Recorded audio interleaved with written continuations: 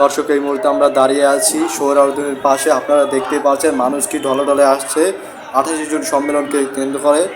বিরাট বিরাট মিছিলে মানুষ।